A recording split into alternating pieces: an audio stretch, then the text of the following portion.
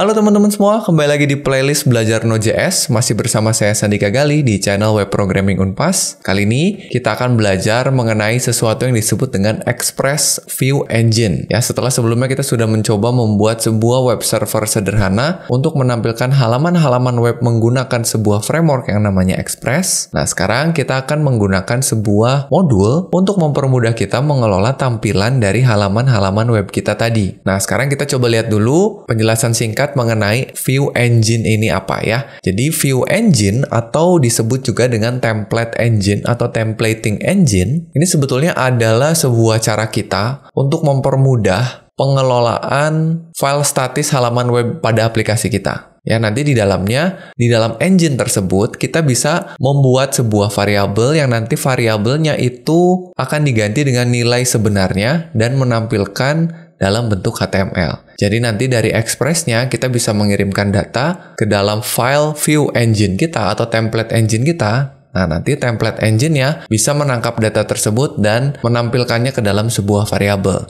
Nah, dengan menggunakan Templating Engine juga akan membuat kita bisa memisah-misahkan bagian dalam halaman website kita dengan lebih mudah. Jadi nanti tujuan utamanya adalah untuk mempermudah pembuatan halaman web kita. Nah, di dalam Express ini, banyak sekali templating engine yang bisa kita pakai. Ya, kita udah tahu dari video sebelumnya ya. Kalau kita lihat di website Express-nya itu ada lebih dari 20 templating engine yang bisa kita gunakan. Ya, dan cara penggunaannya pun mirip-mirip ya. Jadi nanti teman-teman bisa lihat aja dari masing-masing dokumentasi template engine-nya. Yang akan kita pakai di video kali ini, atau di seri kali ini adalah sebuah templating engine yang namanya EJS. Ya, atau singkatan dari Embedded JavaScript Templating Engine. Nah, kenapa kita pilihnya EJS, nggak pakai yang lain ya? Yang pertama karena kalau kita lihat dari websitenya nih ya, kalau kita lihat dari websitenya EJS itu penulisan sintaksnya simple ya, terus juga setup untuk aplikasi Express kitanya juga simple dan eksekusinya cepat. Nah, lalu juga cara kita untuk mendebug atau mencari kesalahan ketika ada error itu mudah. Terus juga pengembangannya sangat aktif, kontributornya banyak, juga tutorialnya cukup banyak kalau kalian cari di internet. Ya, dan yang terakhir, mungkin kenapa alasan saya memilih ini, karena pada awalnya EJS ini dibuat oleh pembuat yang sama dengan yang bikin Express gitu. Jadi saya pikir karena pembuatnya sama, pasti dia lebih tahu bagaimana cara kerja dari Express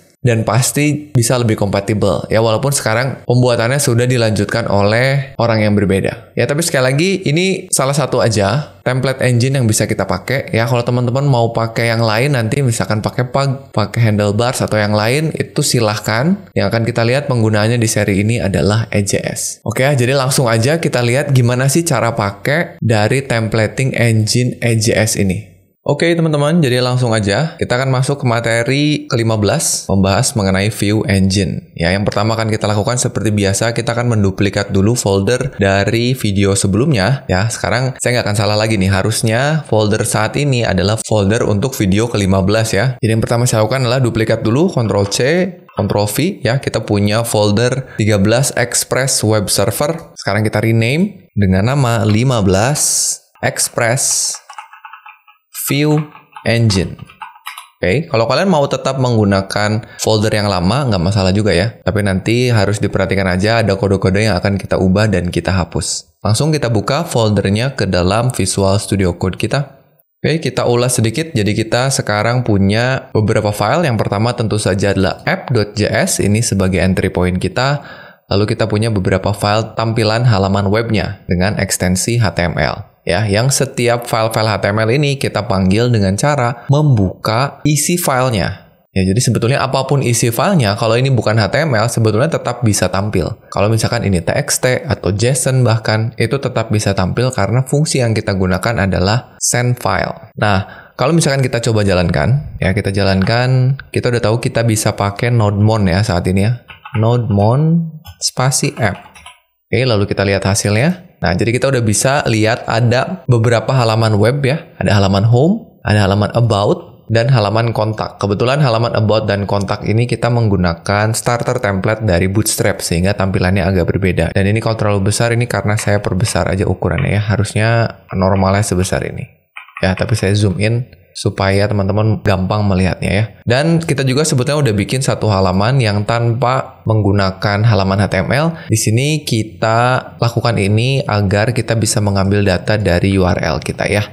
Oke, jadi harusnya saat ini teman-teman udah paham bagaimana cara menggunakan routes di dalam Express. Nah, cuman problemnya di video sebelumnya adalah kita nggak bisa dengan mudah dan dengan fleksibel mengelola tampilan kita. Atau istilah kita adalah view kita. Dan saat ini kita akan coba mempermudah itu dengan menggunakan sesuatu yang disebut dengan templating engine. Oke, apa itu templating engine? Sebetulnya itu adalah cara mudah untuk mengelola tampilan dari web kita. Kalau teman-teman berangkat dari bahasa pemrograman PHP seperti saya, itu kita tahu kalau kita gunakan framework yang namanya CodeIgniter atau framework yang namanya Laravel, itu di dalamnya sudah tertanam yang namanya templating engine. Nah, untuk Express ini, templating engine yang bisa kita gunakan itu banyak. Jadi kita bisa memilih templating engine sesuai dengan keinginan kita, baik itu kebutuhan maupun selera kita. Ya, coba kita buka dokumentasi Express kita. Lalu, kita akan arahkan ke bagian resources. Lalu di sini kita lihat ada yang namanya template engines. Ya, kalau kita klik, kita bisa lihat di sini ada banyak ya templating engine yang bisa kita pakai. Yang akan kita gunakan adalah sebuah templating engine yang dinamakan dengan EJS, teman-teman ya. Nah ini, kenapa saya gunakan? Karena ini penggunaannya mirip banget dengan penggunaan templating engine di PHP. Jadi kalau misalkan teman-teman sama seperti saya juga dari bahasa pemrograman PHP, itu harusnya lebih mudah untuk memahaminya. Teman-teman boleh klik aja link yang ada di sini kalau mau diarahkan ke GitHub-nya, tapi saya mau lihatnya dari NPM. Ya, jadi kita bisa buka npm.js, lalu kita tulis aja EJS. Nah, ini ada yang namanya EJS atau Embedded JavaScript Templates. Nah, kalau teman-teman masuk, ini bisa lihat bahwa weekly downloads-nya itu 9 juta, yang artinya berarti ini cukup populer ya, templating engine-nya. Jadi nanti yang akan kita lakukan adalah kita install dulu EJS-nya ke dalam aplikasi Express kita, terus nanti kita bisa lihat di sini cara pakainya seperti apa. Ya, tapi yang akan kita lihat adalah di bagian basic usage-nya. Kalau kita masuk ke GitHub-nya ya, GitHub-nya, terus kita lihat di sini ada ejs.co. Nah, ini adalah website resmi dari EJS-nya. Kalau ini kan website dari NPM-nya. Oke, nanti sambil kita buka dokumentasinya, sambil kita cari tahu gimana cara pakainya. Ya, langsung aja kita kembali ke kode editor kita. Kita rapihkan dulu sedikit ya, supaya komentar-komentar di halaman ini hilang ya. Jadi kalian boleh buka app.js, kita hapus semua komentarnya. Ini kita hapus, ini kita hapus. Kita rapih-rapihkan dulu supaya enak nanti ngodingnya. Kita hapus semua yang di bawah. Oke. Sip, sudah. Sekarang kita close dulu sidebar-nya, kita buka terminal, kita matikan dulu node mount-nya. Ya, kita clear. Kita akan install. Caranya kalian tulis npm install EJS. Ya, kalau mau versinya sama dengan saya, kita langsung tulis aja add 3.1.6. Ya, ini versi yang sekarang saat video ini dibuat. Silakan enter, lalu tunggu sampai selesai. Kalau sudah, berarti ini harusnya sudah masuk ke dalam dependensi kita. Yang perlu kita lakukan adalah kita kasih tahu dulu agar Express kita menggunakan view engine-nya EJS. Ya, jadi saya kasih komentar di atas di sini gunakan EJS. Caranya kita panggil app.set. Lalu key-nya adalah view engine, value-nya adalah EJS. Ya, jadi kita kasih tahu dulu bahwa kita akan pakai EJS. Oke, terus cara pakainya gimana? Kalau kita udah pakai EJS atau pakai view engine yang lain, itu Express-nya sudah mendeteksi ada nggak halaman view-nya di dalam folder views. Gitu. Jadi, supaya rapi, kita harus simpan semua tampilan views kita ke dalam folder terpisah. Kebetulan kita masih simpennya di root seperti ini ya. Jadi biar rapi, gimana kalau kita bikin folder baru? Kita kasih nama views, begini. Walaupun sebetulnya foldernya bisa kita ganti dengan mengganti juga tempat penyimpanan views-nya. Tapi biar sesuai dengan aturan, kita bikin aja views, lalu kita simpan semua filenya, kita bisa drag gini ya, tarik ke sini, ke dalam folder views. Nah, sudah. Nah, sekarang, gimana cara manggil views-nya? Nah, ini gampang banget. Kita nggak perlu lakukan seperti ini. Kita nggak perlu buka filenya, tapi kita langsung bisa gunakan. Ini bisa kalian komentari atau boleh dihapus saja. Kita simpan di bawahnya, kita bisa pakai res.render. Nah, dengan melakukan ini, kita langsung bisa memanggil halaman di dalam folder views. Caranya cukup tulis nama filenya saja. Misalnya kita mau panggil index. Nah, gini ya. Jadi dia langsung mencari ada nggak file index di dalam folder views. Jadi kita nggak perlu menentukan lagi folder rootnya ada di mana. Kita coba jalanin ya, teman-teman ya. Jadi kalian bisa save lagi, lalu kita jalankan nodemon-nya. Kalian boleh ketik nodemon lagi atau clear dulu nodemon app. Oke, kita kembali ke browser. Sini kita hapus, enter. Nah, ini error katanya ya. Katanya fail to look up view index. Katanya nggak ada file namanya index di directory views. Padahal kita udah punya ya. Ini kan ada index. Nah, syaratnya supaya ini bisa terbaca oleh view engine-nya, kita harus ganti ekstensi filenya sesuai dengan view engine yang kita gunakan. Karena kita pakai EJS, kita rename aja. Indeksnya jadi index.ejs.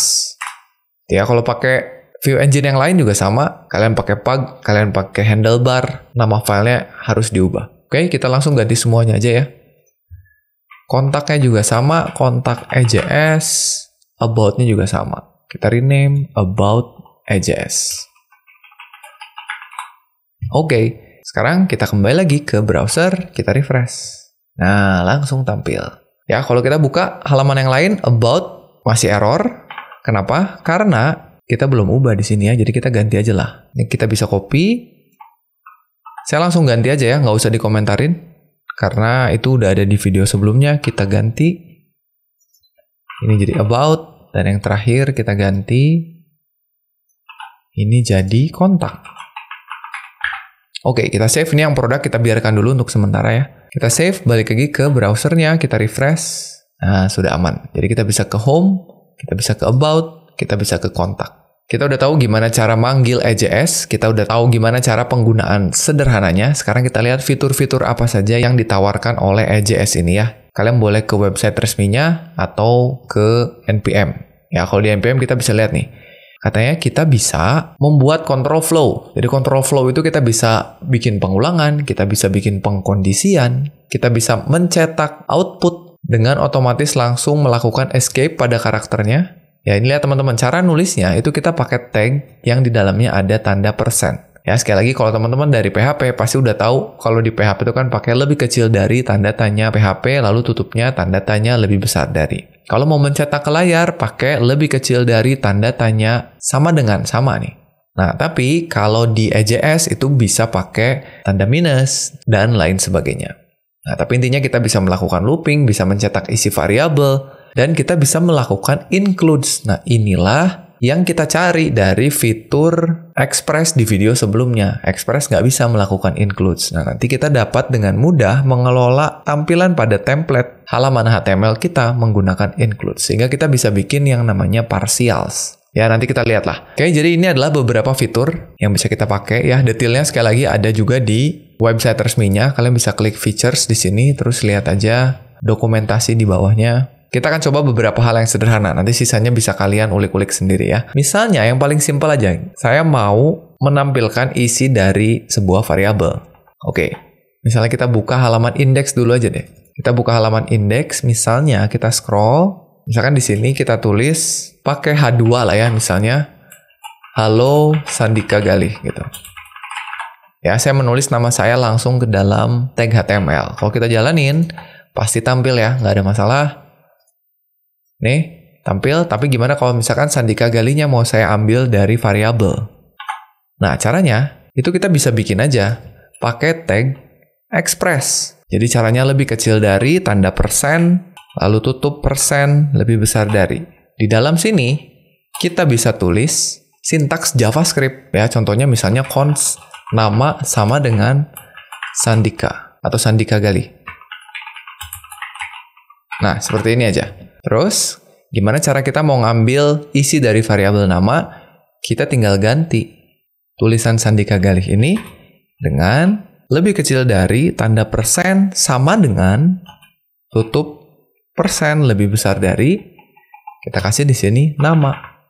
Jadi ini akan mengambil isi dari variabel nama. Yang ada di dalam persen ini adalah sintaks JavaScript.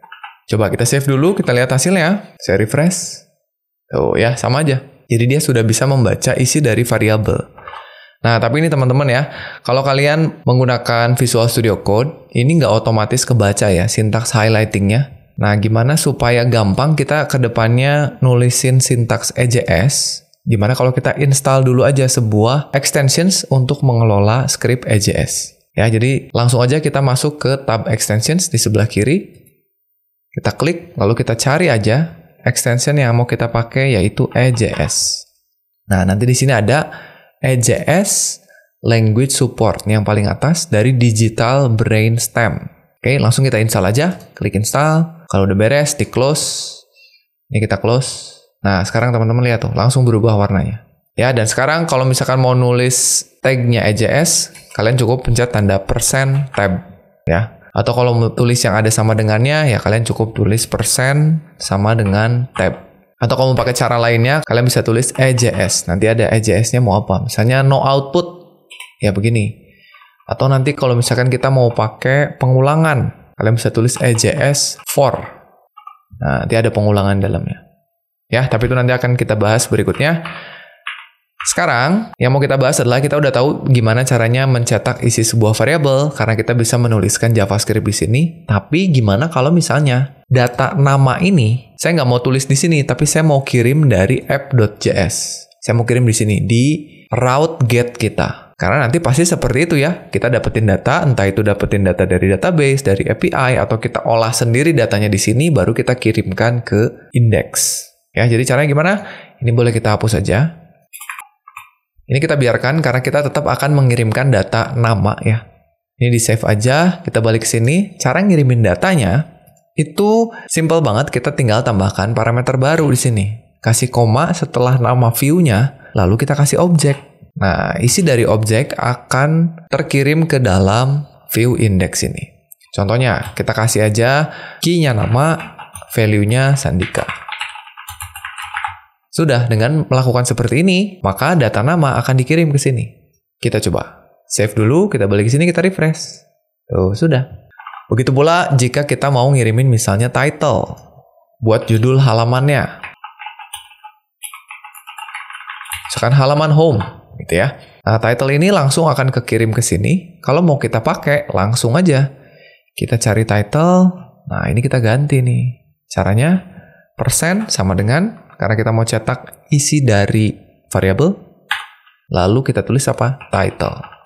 Selesai ya. Jadi kalau misalkan di save, kita balik ke sini, kita refresh, lihat judulnya sudah berubah jadi halaman home. Mantap ya. Nah, sekarang gimana kalau misalnya datanya ternyata banyak? Nggak cuma satu. String, integer, boolean, nggak cuma begitu. Gimana kalau misalnya datanya array misalnya? Contoh paling simple. Kalau misalkan kita punya data mahasiswa, seperti biasa ya. Jadi misalkan kita punya variabel namanya mahasiswa, yang isinya adalah array, di mana di dalamnya dia punya beberapa objek. Begini, kita bikin dulu ya. Misalnya simple aja, mahasiswa itu pasti punya nama. Kita tulis lagi nama saya dan email. Misalnya begini, ini baru satu mahasiswa. Ceritanya kita punya 3 mahasiswa, seperti biasa. Kita blok, kita duplikat, alt, shift bawah 2 kali. Kita tinggal ganti namanya. Yang kedua misalnya namanya Eric. Yang ketiga namanya Dodi. Nah, misalkan kita punya variabel yang isinya objek. Mungkin aja nanti ini kita dapetin dari database atau dari API. Sekarang kita akan kirimkan ke sini. Ini biar rapi, saya biasa tulis ke bawah begini ya. Jadi saya bisa enter, terus koma di sini, enter. Data ketiga adalah mahasiswa. Key-nya yang saya ngambil dari isi dari mahasiswa. Ya, jadi mahasiswa ini adalah key yang saya buat. Mahasiswa yang ini ngambil dari variabel mahasiswa. Nah, harusnya kalian udah tahu kalau misalkan kita membuat sebuah objek yang key dan value-nya sama, ini bisa kita hapus. Jadi gini sama aja. Oke, jadi sekarang data mahasiswa juga sudah dikirimkan ke sini. Tinggal gimana cara menampilkannya. Nah, kita ambil contoh gini deh. Misalkan di bawah sini, kita mau bikin daftar mahasiswa gitu ya. Terus kita tulis pakai UL, di sini LI, nama Sandika, LI yang kedua email. Gini misalnya. Nah, ini kan masih kita tulis manual. Coba kita lihat dulu hasilnya. Nah, sudah tampil. Nah, sekarang gimana caranya kalau data ini kita akan ambil dari array tadi? Caranya, berarti ini kita butuh looping di sini. Karena dalam bentuk array. Karena kalau misalkan kita langsung cetak begitu aja, misalnya kita tulis persen sama dengan mahasiswa, ini bisa juga. Tapi yang tampil begini teman-teman. Kalau kita save, kita refresh. Tuh, yang tampil ada 3 buah objek. Nah, kita butuh dalamnya ya, kita butuh isinya. Maka kita harus lakukan pengulangan terhadap isinya. Caranya gimana? Caranya kita butuh for atau for each. Ya, karena kita bekerja dengan array, langsung aja kita bisa pakai for each. Cara nulisnya, langsung aja panggil bantuannya EJS each, berarti ya EJS each tuh. Nah, dikasih tahu nama array-nya apa. Kita punya nama array-nya mahasiswa. Lalu pencet tab biar loncat ke elemen. Setiap mahasiswa akan kita anggap sebagai elemen MHS atau apapun. Mau M boleh. Dan isinya, nah ini karena kita pakai prettier jadi otomatis dirapihkan ya. Nah, nanti ini juga agak ngeselin sih, tapi nanti kita lihat lah. Nanti kita masukkan UL-nya ke dalam. Jadi kalian bisa blok, bisa langsung di-cut, atau pencet ALT atas. Nah, supaya simpen ke sini. Sudah, jadi ini akan melakukan looping. Ya, mirip banget sama PHP ya. Kita akan melakukan looping menggunakan for each terhadap array mahasiswa. Kalau begini aja kita jalankan teman-teman, ini jalan. Tuh, Sandika Gali akan dicetak 3 kali, sesuai dengan jumlah elemen pada array-nya. Tapi kan kita nggak mau tulisannya Sandika Gali semua ya. Kita mau ngambil dari array. Caranya kita ganti. Kita ganti pakai persen sama dengan tab. Lalu kita tulis MHS, kita ambil propertinya nama. Dapat dari mana nama? Dapat dari array-nya dari sini, nama ya. Jadi tinggal satu lagi. Ini kita hapus. Kita butuh persen sama dengan MHS email. Sudah. Kalau kita save, kita kembali ke sini. Nah, datanya sudah bisa didapatkan dari array. Mantap ya teman-teman ya. Jadi gampang dengan menggunakan View Engine, contohnya EJS ini. Selain for dan for each, kita juga bisa menambahkan if sebagai salah satu dari control flow tadi. Ya, kalau misalkan kita mau kasih contoh, kalau misalkan kosong ceritanya ya, array-nya. Kalau misalkan array-nya kosong, ini kan kalau saya jalanin, tampilnya kosong kan gini ya. Karena nggak ada mahasiswanya. Gimana kalau misalkan kita cek? Kalau nggak ada mahasiswanya, tuliskan misalnya data mahasiswa masih kosong. Ada tulisan gitu misalnya. Nah, jadi kita harus cek nih. Kita bisa cek di sini menggunakan if. Contohnya kita akan cek kalau kosong dulu. Jadi saya bisa tulis EJS if. Nah, begini. Jika mahasiswa, kalau kosong gimana? Kalau kosong itu berarti kan kita bisa cek aja titik length-nya. Ini adalah sebuah fungsi untuk menentukan panjang dari sebuah array. Jadi kalau length-nya lebih kecil dari 1 misalnya ya, atau artinya 0, itu kan berarti nggak ada isinya ya. Langsung aja misalkan kita pakai tag paragraf di sini, data mahasiswa masih kosong. Nah, ini sekali lagi sayangnya dengan menggunakan prettier ini otomatis dirapihkan ya. Sekarang kalau udah di-save kita lihat hasilnya. Nah, sekarang kosong. Yang bawah ini tetap dijalankan, tapi karena dia for each-nya kosong, ya udah tampilnya kosong. Tapi kalau kalian pengen ini nggak mau dijalankan, kita bisa tambahkan else. Ya, tapi biasanya saya nggak tulis itu. Tapi kalau mau, kalian bisa tambahkan di sini else. Gitu.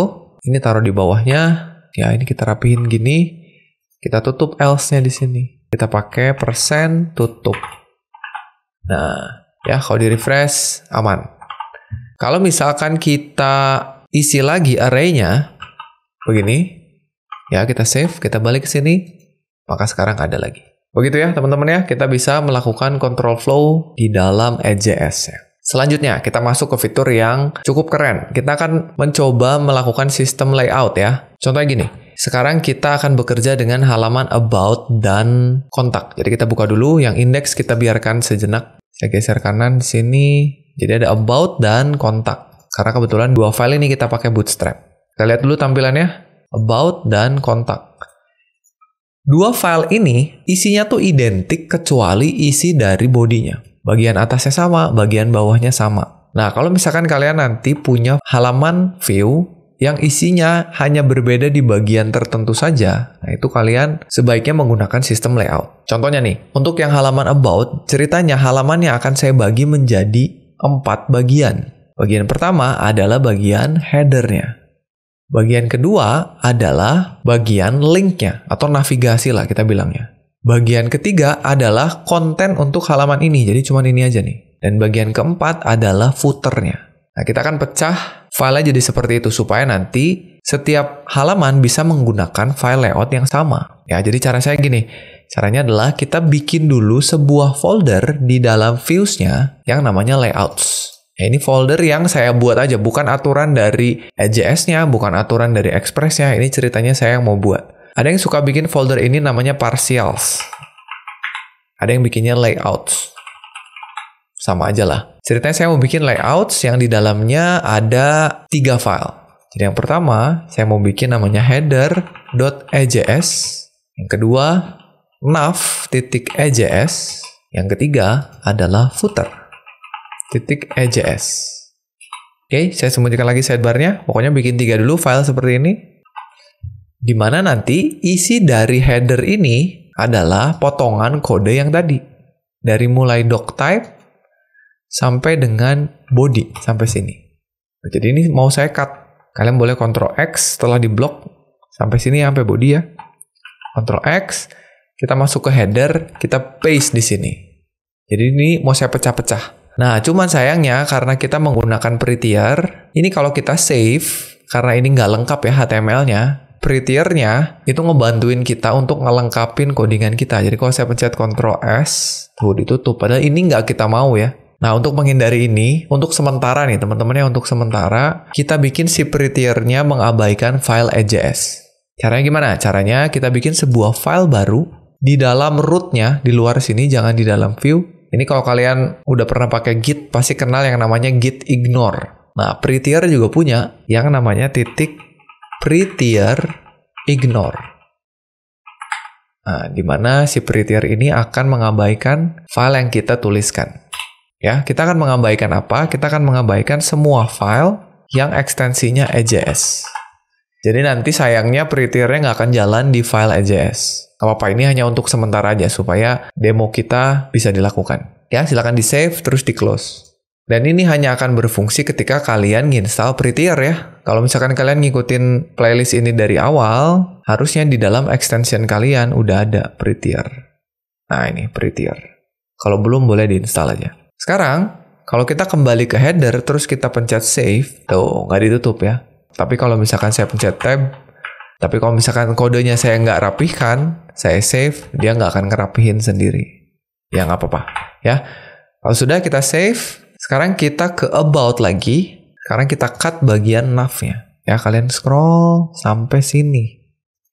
Dari mulai H3 sampai UL, tutup. Ctrl X, kita ke nav. Simpen di sini, save. Oke, terakhir adalah footer ya. Dari mulai sini sampai akhir. Kita cut, kita ke footer, kita paste, kita save. Oke? Nah, kalau sudah, ini kan udah kita pecah-pecah. Nanti kita rangkai di sini menggunakan sintaks yang namanya include. Jadi caranya kalian tulis persen minus. Persen minus sama persen sama dengan ini sama-sama untuk mencetak ke HTML. Tapi bedanya adalah kalau pakai sama dengan, semua tag HTML-nya nanti akan ditulis sebagai escape karakter. Jadi kalau misalkan ini nanti akan diterjemahkannya jadi seperti ini. Dan LT.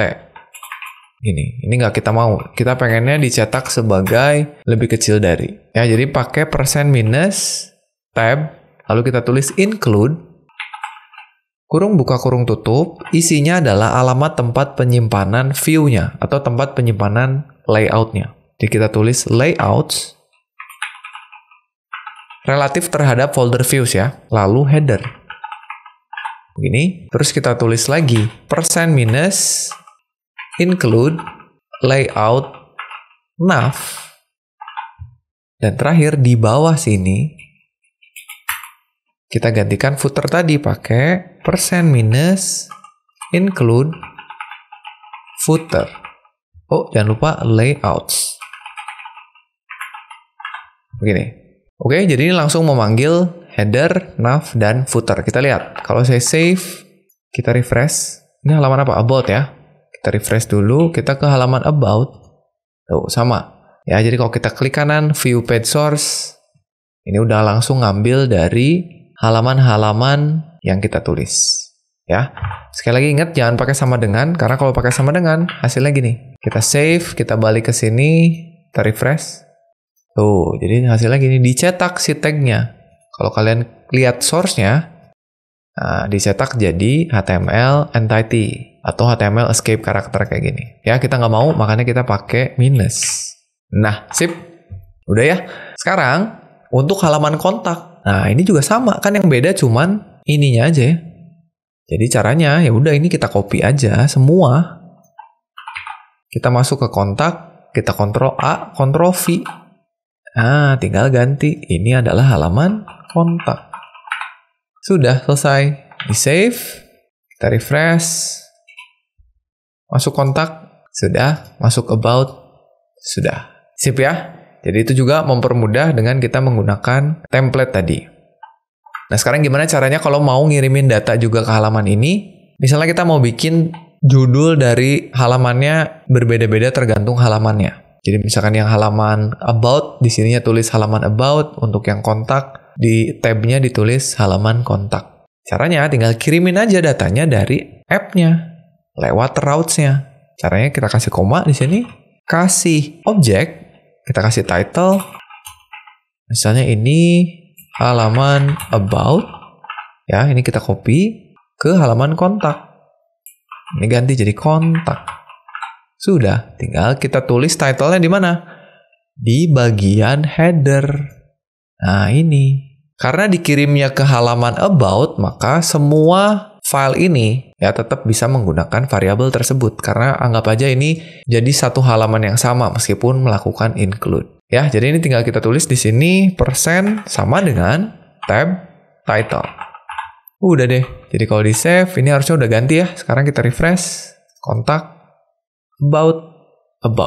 Begitu teman-teman ya, mudah-mudahan paham nih sampai sini penggunaan layout yang saya rasa udah jauh lebih fleksibel daripada kita manual menggunakan apa yang ditawarkan oleh Express-nya saja. Nah, dan terakhir, ini kita akan ubah pendekatan menggunakan layout-nya supaya lebih fleksibel lagi. Ini kan lumayan agak ribet ya, kita harus ngopi-ngopi tiap halaman. Kalau ada halaman baru, ini kita harus include di tiap halamannya. Menurut saya agak ribet. Nah, alangkah lebih bagusnya ketika kita punya satu layout utama misalnya ya. Jadi nggak kepecah seperti ini. Jadi kita punya satu layout utama yang isi-isinya justru ngambil dari layout yang berbeda untuk tiap halaman. Nah, alangkah lebih bagusnya kalau bisa seperti itu. Sayangnya, EJS ini secara default nggak bisa melakukan itu. Nah, tapi untungnya ada package lain di NPM yang bisa melakukan itu. Nah, jadi ada yang sudah membuatkan package-nya agar EJS bisa melakukan gaya templating seperti itu. Ya, kita lihat. Kalau kita cari di NPM, itu namanya Express EJS Layout. Nah, ini kalau kita cari, kita scroll ke bawah. Nah, ini dia ada.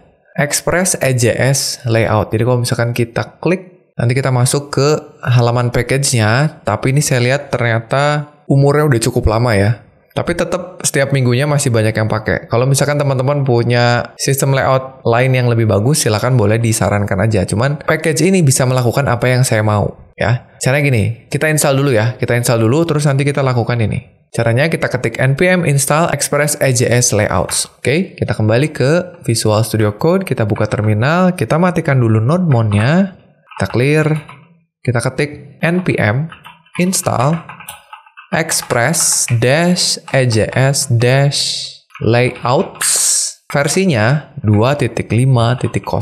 Oke, pencet enter. Sebetulnya kalau kalian langsung install ini pun nggak masalah ya, karena EJS-nya akan langsung terbawa. Oke, kalau sudah, kita kembali jalankan lagi node-nya. Sip, kita close terminalnya, lalu kita pakai. Caranya kalian masuk ke app.js, kita scroll ke atas, kita tinggal require dulu. Yang gini ya, kita panggil Express Layouts-nya. Jadi di bawah sini kita tulis const Express Layouts, gitu. Kita require.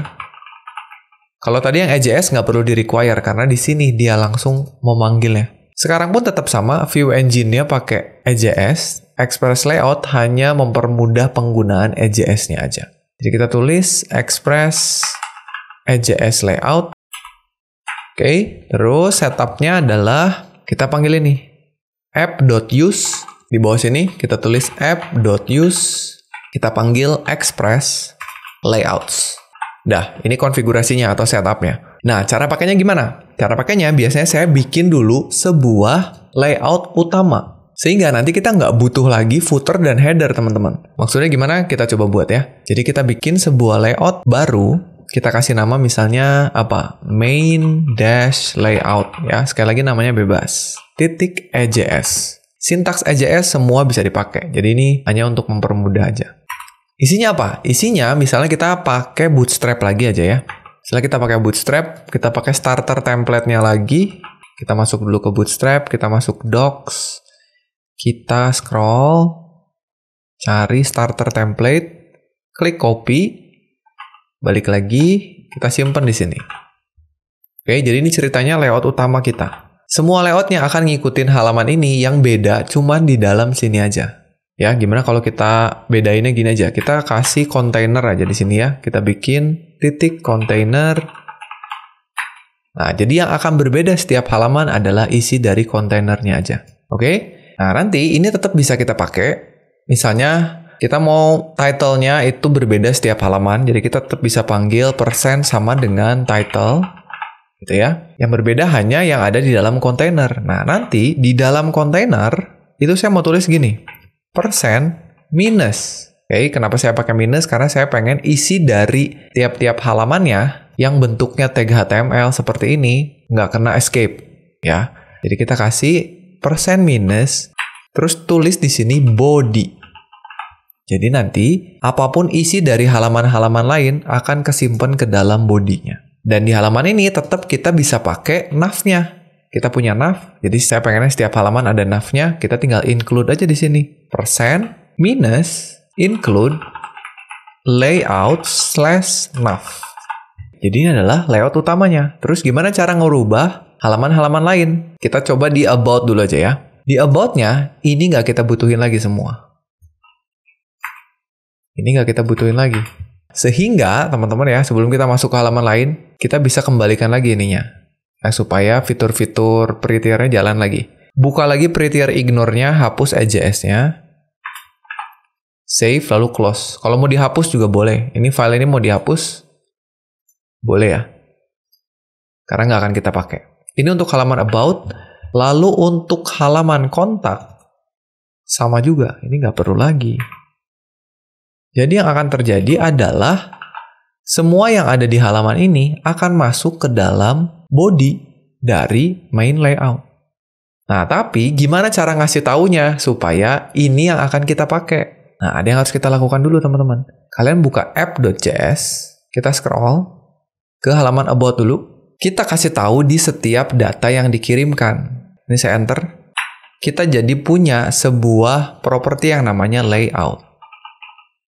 Ini, terserah disimpannya mau sebelum title atau setelah title juga boleh. Yang berisi halaman layout mana yang mau kita pakai relatif terhadap folder views. Jadi kita langsung tulis layout / main layout.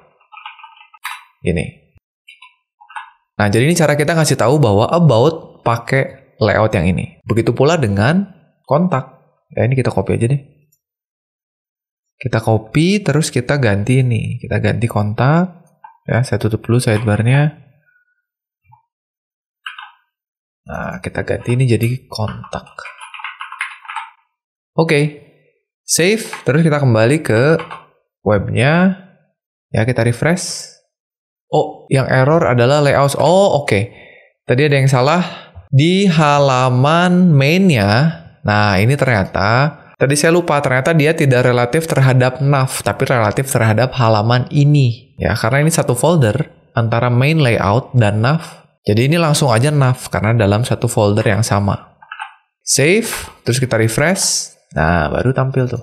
Ini udah ada kontainernya, kenapa geser kanan dia ada kontainernya. Begitu pula halaman kontak. Oh ya, mantap. Jadi lebih rapi. Menurut saya, nggak perlu lagi halaman footer, bisa kita delete. Nggak perlu lagi halaman header. Kalau tadi kan kita rangkai satu persatu gitu. Jadi hanya butuh main-nya, layout-nya, dan bagian-bagian tertentu yang akan berbeda aja. Sip, dan ini bisa langsung kita gunakan untuk halaman indeks. Nah ini untuk halaman indeks. Kalau misalkan kita nggak lagi butuh atasnya, kita akan hapus halaman indeks sampai dengan UL di sini. Ya, ini kan header-nya tadi kita hapus. Begitu pula dengan bawahnya. Ini kita hapus.